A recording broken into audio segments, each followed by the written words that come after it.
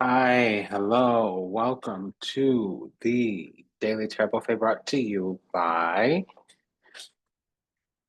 Vertex of Abundance. My name is Serene, Priestess of Blosi. I will be your oracle today. I was seek to deliberate the findings for the transiting moon into Scorpio. If you are new, welcome. If you're returning, welcome back. Thank you for your continued support. It's a delight and an honor to serve. Thank you for allowing us the privilege to do so. You belong, so welcome home. Vertex of Abundance is a galactic temple of ascension, delivering sacred messages from behind the veil. If anything resonates deeply with you, go ahead and comment, share, subscribe, leave a review, send a donation. If you would please, and thank you. Go ahead and smash that like button right now. The Lunar Lounge is where we explore. It's actually the Daily Terrible Fate. We visit the lunar stations to see what is increasing our illumination and enlightenment. Today, we will be imposing the guidance from the Thoth Tarot. That's by Aleister Crowley. It's illustrated by Lady Frida Harris and published by US Game Systems.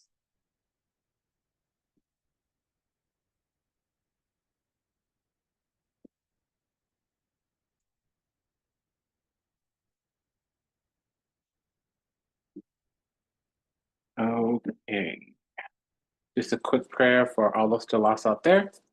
To illusion, delusion, confusion, lost in the sea of time, traps we're in the matrix, yet to heal, yet to awaken, yet to return to the resplendent grace of the divine unconditional love and the universal oneness. Ho'oponopono, we love you, we're sorry. Please forgive us. Thank you. We ask that our steps be ordered, our path be illuminated, and that we find salvation and redemption in this life. May we be happy, may we be whole, may we be at peace, may we receive everything we ever wanted, starting with what we deserve. So I have here the high priestess going over into the hangman. So that might be delays or a temporary blockage in our intuition.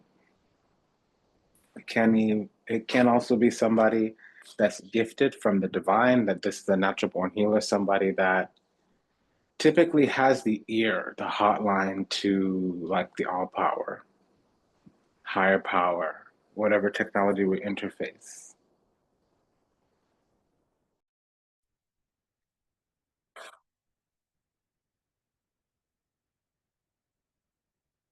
Yeah, it's delays in the intuition as well, a slowdown in the gift.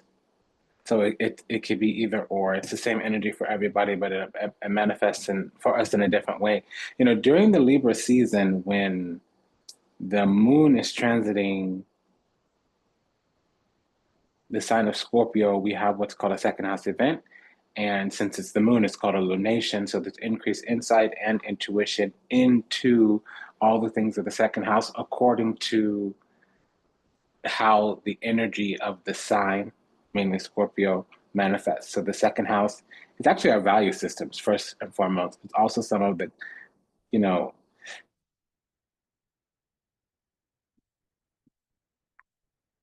conditioning and programming that just happens in youth, developmental stages. It's more than that too. It can be the family unit, especially immediate family, the ones typically inside the house,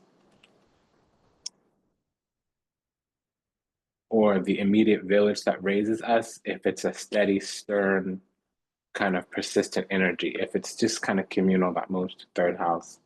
It also can be some abstract versions of the body or literal versions of the body. It just depends on the energy and the chart. But it's our foundation. It's literally where we build our life upon, and it can talk about our resources, the ones we use from to service our existence, not necessarily the upkeep and the uptake of our existence. That would be sixth house. But like the resources that we pull from And there may be more than those second house energies, but that's what's coming through for me right now. So I'll speak more to that if I feel called. And again, hi, hello, and welcome. It's a delight and an honor and a privilege to serve you. Thank you for allowing us to do so. We have a timing indicator here. It says that over the last week or so, we've been dealing with some delay. Now, it doesn't have to be an actual timing delay, but it would be something slows down a little bit because what we do is we gain perspective from what was recently perception, and there can be some kind of breakthrough, illumination, enlightenment. And that is what the moon does. It illuminates and increases the intuition for a couple few days around a couple few things. So here it's saying that in the last week or so, there's been some surrender, some sacrifice, some let go, some let God, essentially. We had to gain perspective where there was once only perception. And doing such a thing, gaining such a perspective, will essentially give us some type of breakthrough, awakening. Something was being secured for Pentacles, where we had to stand some type of ground, Seven of Wands. And it might have been that some type of ground was slipping, but with the High Priestess and the Hangman, really, actually, we were protected in some kind of way. We were under some kind of divine protection. However, there was a constriction. The brake got pressed a little bit, the slow down, the hold up, wait a minute, let's pause, let's take up timing. Because number one, there was something with the timeline. What that is, I'm not yet aware. But with the High Priestess, we have this gracious, exalted influence over an entire cycle. So we would have known once we leaned in and didn't, we weren't averted. Once we leaned in a little bit, we would have known exactly what was going on as to why there was this slowdown in whatever cycle that we were in. It's saying here that there was rules, restrictions, regulations. We needed to burst a bubble, and also there was some energy that didn't need to be there. We had to purge some energy, literally expel it. Seven and Five of Cups are both purging energy, but one is expelled, the other is just purge. We had to expel this energy. And there also might have needed to be some kind of disappointment. We might have had to take an L, not the proverbial loss, but we had to take a knee for a moment and register something that was disappointing, even accepting defeat. So we might have had to sit with something like an answer being no. We might have had to lean into something not going in our favor or something being put ahead of us in the queue in the line. We had a preponderance of Mars energy. I want to check into that quite quickly, right quickly. Yeah, Fidel Delirante. We lost out on something.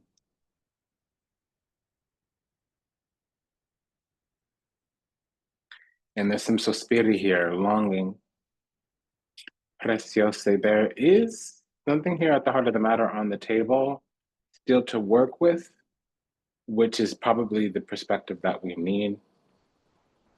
We now have the Nine of Swords coming out with the Knight of Swords, and that is clarifying this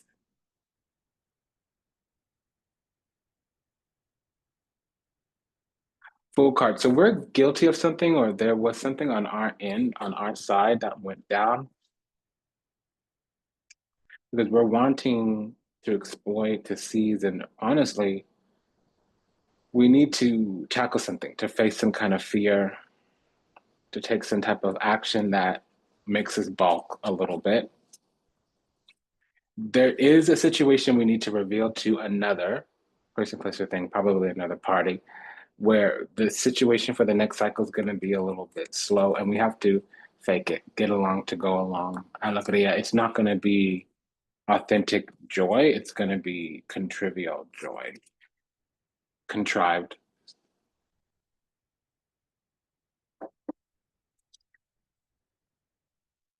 But we've got to make it happen. And it could have been because of something that we did. There's new wisdom, there's new learning, there's new teaching here. We have a pair of nines. I'll be using the Minor Arcana from the Cosmic Covenant Tarot by Lisa Lazenby to clarify the findings around any type of pairing. That's a double this, a triple that, multiples. Sometimes a little bit of matching energy as well. Okay. So this pair of nines overall energy is the Two of Swords. That means we're at a crossroads and we've been granted clearance. However, we do need to navigate through something. We've been granted clearance, but there's multiple moving parts here and the groundwork has been laid. I don't know why yet, but it feels like we're running out of time. The Eight of Swords school have been saying something here. I just keep being told we need to make it happen. And we might need to pray. Because for the last 2 weeks or so, it was time to culminate some type of cycle. There's also the energy of, you know, Mercury in Virgo or in the sixth house. So that could be anything cyclical or okay. Cyclical or secular. That's what I was trying to say. So it could be sign energy or it could just be an archetype. So Mercury in, okay, we got a hit on archetype, super via peacocking or performative. We might even need to prostration, if I'm hearing that word, kiss the ring, bow down, humble oneself, prostrate oneself. Virgo and Mercury, it talks about absolute discernment. It talks about technicalities, crossing T's, dotting I's, dots and periods. I think I just said the same thing, P's and Q's. There's some kind of technical. Also, the sixth house, if it's Virgo, because it could be Mercury in Virgo, Mercury in the sixth house, we could have to communicate intellect, reasoning, communication, craft, skill, talent, ability, technicalities around service to ourselves and others. So there can be some type of karmic debt that is easy to dissipate as long as we don't leave it or ignore it or kick the can down the road. La superbia, that's the peacocking, the performance, the ego. Yeah, because there is some kind of love that's leaving the table. It's moving on to what's viable. I'm hearing that Pareto principle. So we might not look like the portion or the lot that is producing whatever specified value. And we do need to kind of come through in a way where we're never going to be the sweetheart, be the darling. Doesn't mean that there's nothing for us there. It's just non-heartfelt, it's contrived.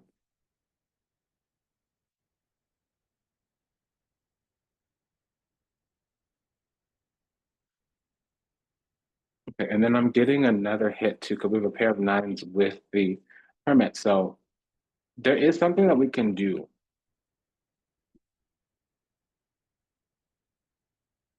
Regione talks about being stuck. And if we are stuck and we can make movement, it's because of something that we did. We just were missing something. Something's been strong. The other side's always been strong, and we were the ones kind of him, ha, hum, drum. We had to get it together. I just want to put that out there and move on. There was something where we kind of let it lapse, dropped the ball, maybe fumbled something. Okay, so there's lots here. I'm hearing prayer and make it happen. Number one. Number two, we are a natural born healer. Star card with the moon. So I was saying hope, wish, prayer. There's an answered prayer here. Wish granted. But there is also some false light. So how we appear to be is not authentically what it is. Now, there also is some type of Mars in Pisces, Mars in the 12th house, or Pisces rising. We also have Venus in Aries, Venus in the first or the seventh house here. We could have a Leo rising as well.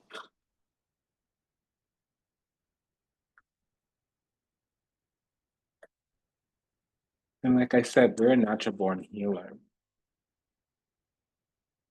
Okay, let's do that. We have to come out of the cocoon, which requires some maturation and facing fears. there's a lot to be given, but it must be requested or handled appropriately because there's already the impression that it was mishandled or that we shouldn't be granted whatever this is. I'm seeing a couple different things. Clearance, so there could have been some kind of approval or authorization for something because that's come through a few times. Now, again, I feel like somebody has the wrong impression of us, but it's saying that we have the wrong impression as well. So we might not be doing something because, but really, we should be. And wrong impression is really the Seven of Swords here. When it's positive, it's very rarely, but it is here because it comes out with a partner energy, mainly being the star. The Seven of Swords in and of itself is the moon in Aquarius. We have Aquarius here with the star card. And then the star card with the moon actually means natural born healer, that combination. We also have this Venus in Aries, the seventh or the first house here. That's the Page of Wands with the Four of Wands. Now, it also means feeling received. So we need to petition for an audience. The pages can be a petition. Yeah, because something here is actually wrong. We have a disaster or a crisis on our hands and it can be averted. We just need to get with the program or get in the system or get in the queue. 5, 10, and 7 of hearts with the Queen of Diamonds and the 7 of spades. So a double 7. Yeah, so there's a battle on our hands or a strife, a struggle. And it was clear a week ago.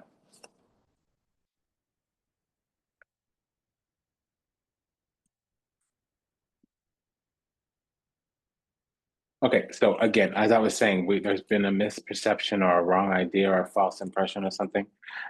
The star card with the sun is actually about being recognized for who we are, authentically, genuinely, sincerely, being recognized for our talents or our abilities, being recognized for our true something. And then with the moon and the high priestess, somebody normally is going off their instincts and they're probably usually really correct. It's just that we didn't give them enough either to work with or to go off of. And instead of coming and humdrumming and figuring it out and going through the panacea and the monotony and the tedium, they're just this is how it shows up. If a quack like a duck, looks like a duck, walks like a duck, talks like a duck, it's most likely a duck. It's kind of how this is presenting. And we have La Imperatrice, La Imperatore with their back to each other, which means they're not on the same page. The Empress with the Sun card means ripe with opportunity. It also means that there's a pregnancy. With the moon, there's a pregnant pause, and it also could talk about some type of mystery revealed or melodrama. So pregnancy means inception, conception gestation, conception on the feminine bodied side. On the masculine bodied side, it would be inception or implementation in terms of pregnancy. That word doesn't always mean a biological cycle of a birth. It could mean creative birth, spiritual birth. Because there's this grand external commitment here of unconditional love. It comes also with us being chosen, but also probably a little bit innocent, naive, especially with the Sun card here, where we need to be warm and affectionate. The thing about being well received and well liked, it's not just about competence. Well liked people in organizations or tribal organizations or societal structures, there are actually two things minimum: competent and warm. If they're just competent or they're just warm, they're not at the apex of the hierarchy. They tend to be overlooked. And a lot of the harm comes also because then we have exceptionalization, adultification, misattribution, etc., whatever, what have you, so on and so forth. So I'm catching some of this that are real true. We were misjudged, mishandled, misperceived, mistreated, misused, mistaken. I'm getting that. I'm picking that up.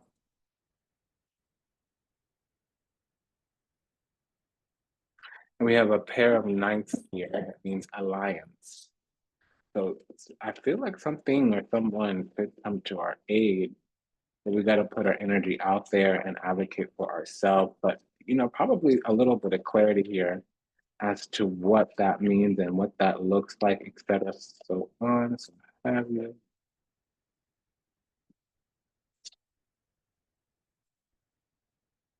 Yeah, the situation needs to be attended to, and somebody else is going to have to turn it around for us. Our power is in somebody else's hands here.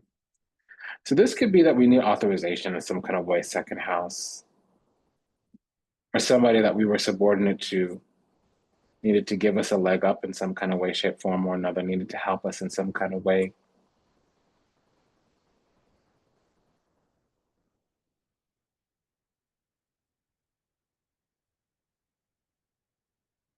Uh,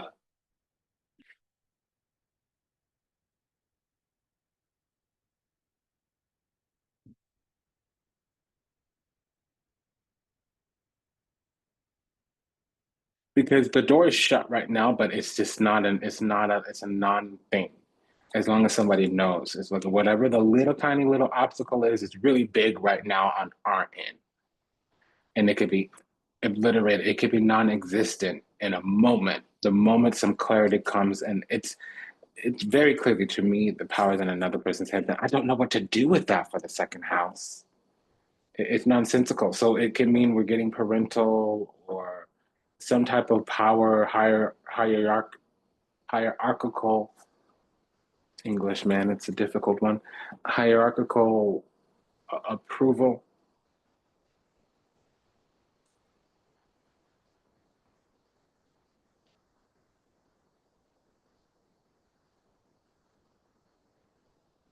some type of.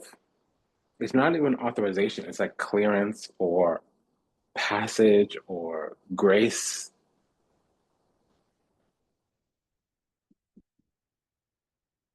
So we also have the king coming out with this six of, okay,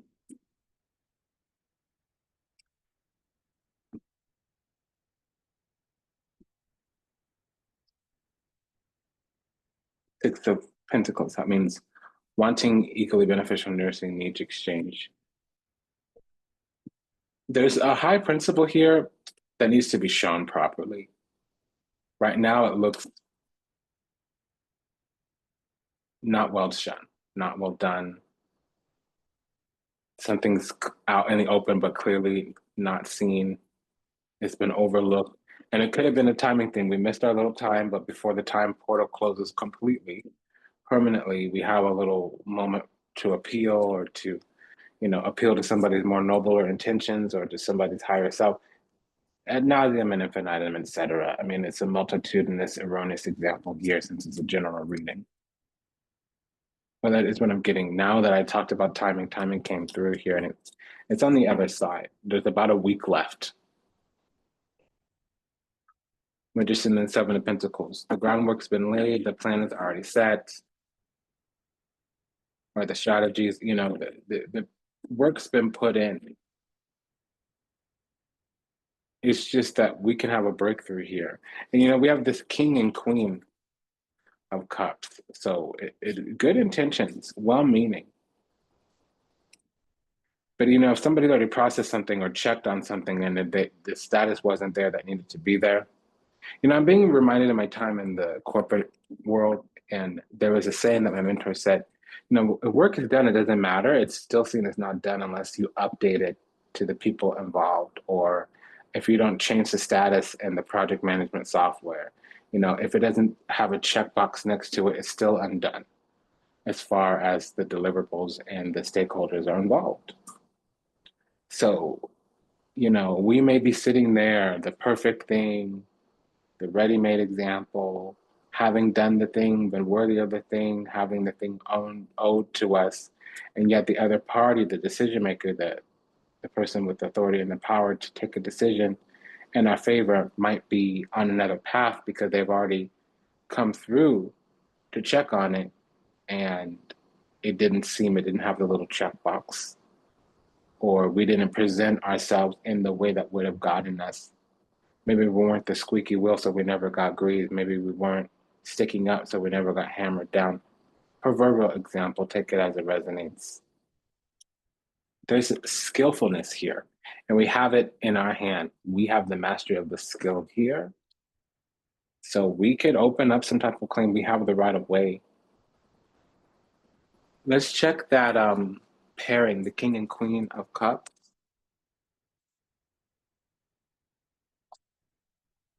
And Nine of Swords, Two of Pentacles with the Four of Cups. So that's detached. Somebody might have moved on, withdrawn their energy, gone on to the next. It could just be that something moved on, withdrew its energy, going on to the next.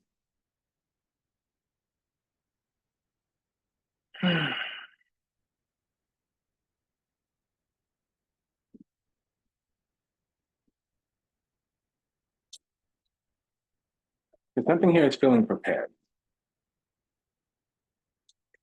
It's feeling planned out, feeling ready.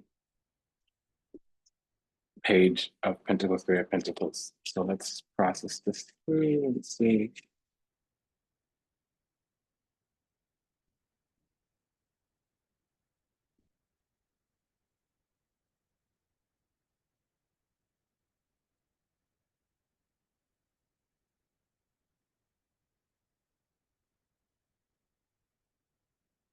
Yeah, something here is going to backfire or is going to boomerang around. Two of Swords with the nine. I mean, excuse me, Two of Pentacles with the Nine of Swords. That's a boomerang coming back around. And again, we're in this King of Pentacles, so we're in this situation. We need to attend to it and put it in somebody else's hands before time runs out. And it's said for the last 2 weeks or so. So since the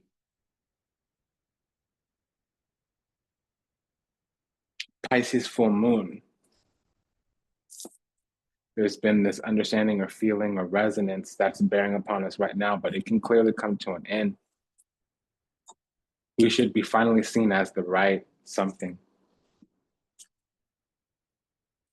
And I need to be that loose with it. There's self-governance and self-mastery here, and there's luck and unluck, fortune and misfortune. It's also, but we need to go digging for it. It's not going to come on the surface. It's below, it's latent. The other one for this, the devil with the wheel of fortune, could be wild work or a wheel of misfortune, but the clarifying cards are not karmic. So I don't think it could be wild work, but I don't think it's the will of misfortune, the will of karma. I think it's the will of fortune, but we need to push it a little bit because this is receiving grace, also a reconciliation of some kind that might come with a delayed message or some type of. So, a little bit of negative just to, since the devil's out, we could be regressing in some kind of way. Six of Cups in reverse is regressing. Page of Swords inverted would be a spy, somebody overly critical, overly scrutinizing, some type of delayed news that's probably bad or misfortunate. It could also be somebody bitter, not just bitter, but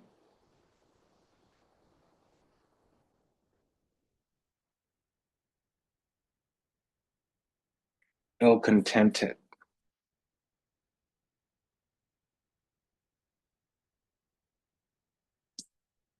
Because there could be conflicts here, but not with this corresponding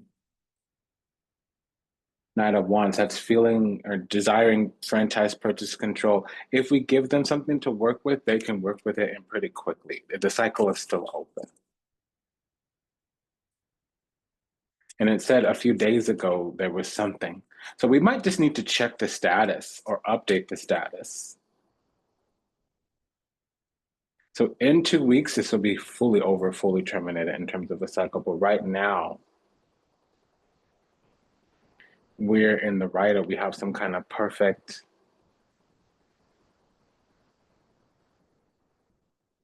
We're of like minds or aligned. It's just not seen as such. I'm gonna be honest. This has been said a couple times. I've heard it a couple times. Now I have what I need. We're seen as kind of cold, distant, aloof, non-readable. And so they have to take it as the facts, but we're not offering up any facts. So they have to take it on face value. And it's not like they wouldn't go a little further, do a little harder, but we haven't given them a reason. And who is them? It could be institutional, it could be a person, place, or thing. It doesn't have to be a person. Now, somebody here could be a Sagittarius moon or have their moon in the ninth house, most likely the other person. We are a little bit opposed to being warm or opening up and sharing what's going on or where we are, or what we're thinking, or what we're feeling.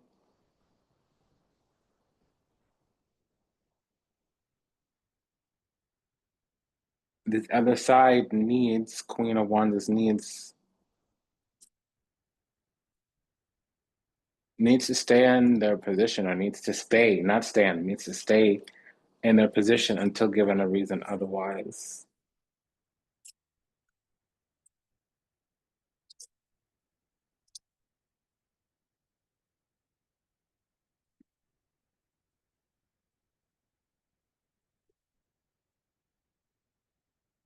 But yeah, okay, so time and indulgences. Uh, they put their energy in with this eight, with this pair of eights and the strength card. They put the time in that they should have. Chariot, though, we can overcome something in return.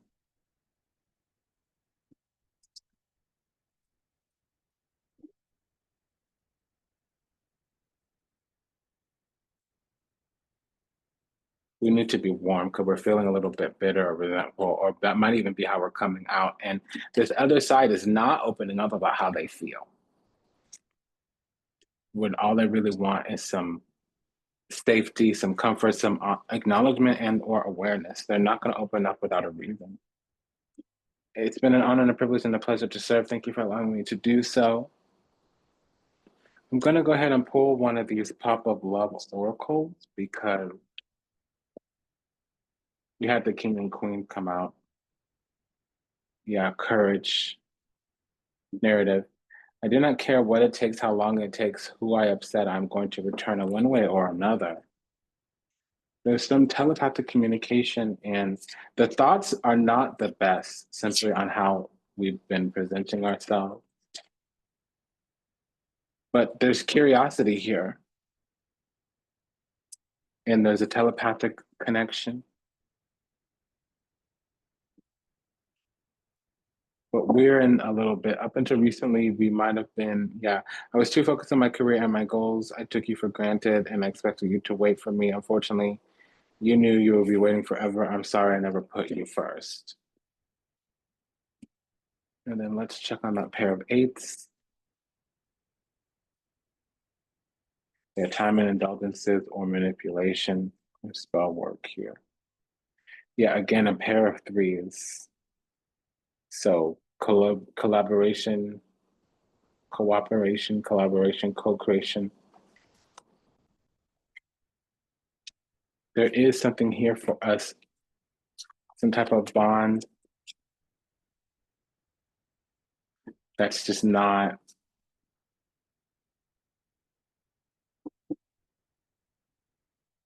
being leveraged because of some kind of stance that's being taken on either side. So it's been an honor and a privilege and a pleasure to serve. Thank you for allowing us to do so. Please take good care of yourselves until we meet again, until we read again. Namaste, Dhanava, and Nashe, Sayonara, Das Vidanya, Vida Zane, Arrivederci, Au revoir. Take good care. Bye bye. Ciao.